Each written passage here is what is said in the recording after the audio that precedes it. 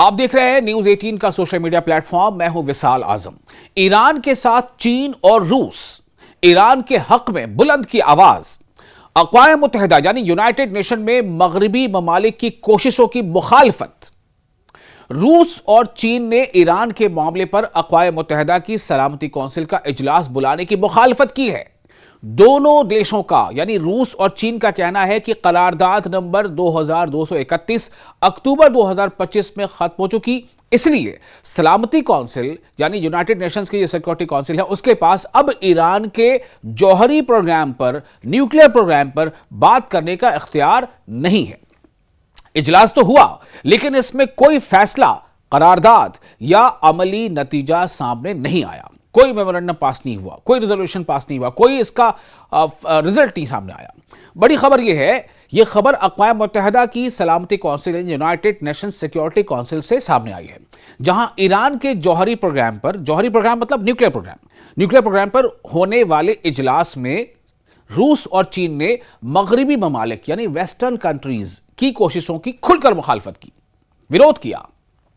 यह इजलास बरतानिया, फ्रांस और दीगर यूरोपीय देशों की दरख्वास्त पर बुलाया गया था। रूस और चीन ने इसकी मुखालफत की और लेकिन वोटिंग में अक्सरियत मिलने के बाद इजलास मुनक्किद कर लिया गया था। लेकिन यह अहम है कि ये दो जो परमानेंट देश हैं रूस और चीन, वो इसकी मुखालफत में हैं। रूस और चीन का स्टैंड यह है कि सलामती कौंसिल की करारदाद 2231, करारदाद नंबर क्या है, रेजोल्यूशन नंबर 2231, अक्टूबर 2025 में अपनी मुद्दत पूरी कर चुकी है। इसलिए अब सलामती कौंसिल के यानी सिक्योरिटी काउंसिल के पास ईरान के जौहरी प्रोग्राम पर बहस करने का कोई कार्रवाई करने का कोई कानूनी इख्तियार मौजूद नहीं है। यह करारदाद सन 2015 में ईरान और आलमी ताकतों के दरमियान होने वाले न्यूक्लियर पैक्ट की मंजूरी के लिए मंजूर की गई थी। रूस की नुमाइंदा आना एवस्टिंगवा ने इजलास में पहले कहा कि कुछ मुल्क सियासी मकासद के लिए ऐसे मामलात पर बार बार सेशन बुला रहे हैं जो अब सलामती कौंसिल यानी सिक्योरिटी कौंसिल के एजेंडे का हिस्सा ही नहीं रहे। उन्होंने यह भी कहा कि ईरान के खिलाफ पुराने पाबंदियों के निजाम को दोबारा नाफिज करने की कोशिशों की कोई कानूनी हैसियत नहीं है। वहीं चीन के नुमाइंदे, चीन के जो रिप्रेजेंटेटिव हैं सन ली ने भी रूस के मौक़िफ़ की हिमायत की। उनका कहना था कि जब करारदाद खत्म हो चुकी है यानी करारदाद वो एक्सपायर हो चुकी है, उसकी मुद्दत कार एक्सपायर हो चुकी है, तो इस मामले को बार बार सलामती कौंसिल में लाना मुज़ाकरात के माहौल को ख़राब करता है और रुकन ममालिक के दरमियान यानी मेंबर कंट्रीज़ के दरमियान इख्तलाफात को बढ़ाता है।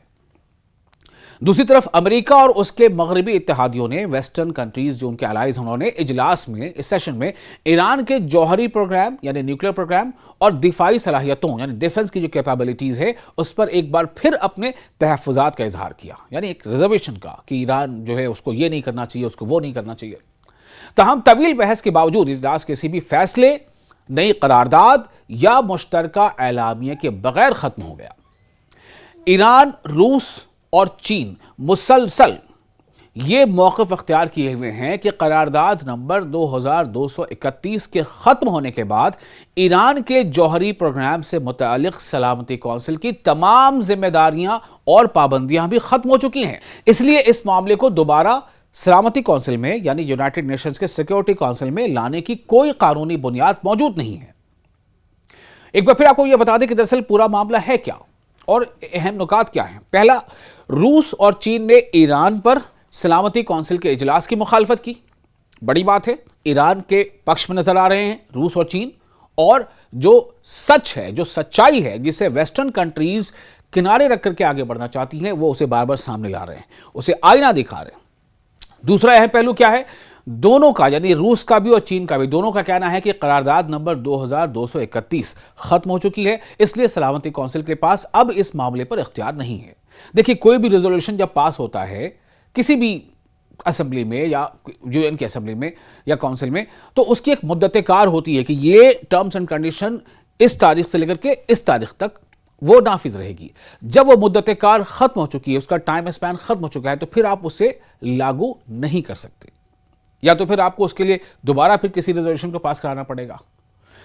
तो इसलिए तीसरा अहम पहलू क्या है कि इजलास में काफी बहस हुई लेकिन कोई फैसला, कोई करारदाद यानी रेजोल्यूशन यानी प्रस्ताव या अमली नतीजा सामने नहीं आया।